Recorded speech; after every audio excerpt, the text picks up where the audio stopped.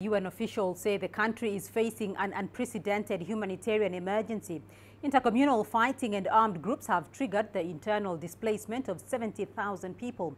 Violence coupled with long-term food insecurity is sparking fears that the situation may deteriorate as the dry season looms ahead.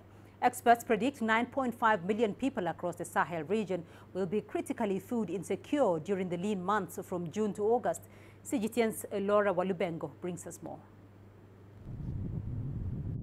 Burkina Faso is facing unprecedented levels of internal displacement. Armed groups and intercommunal clashes have forced thousands to flee, mostly within the past 3 months. This is absolutely not enough.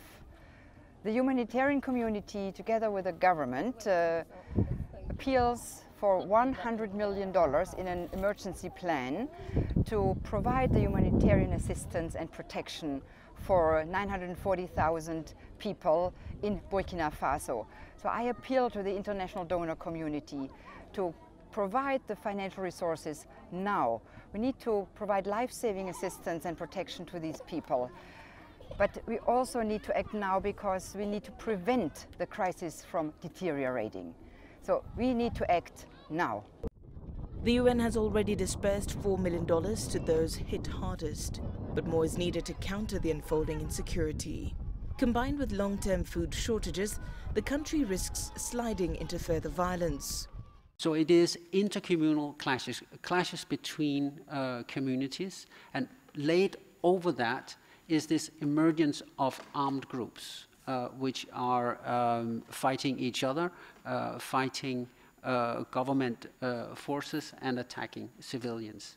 That has escalated in the second half of last year, and really it took off at the beginning of this year with some very violent clashes in the beginning of January.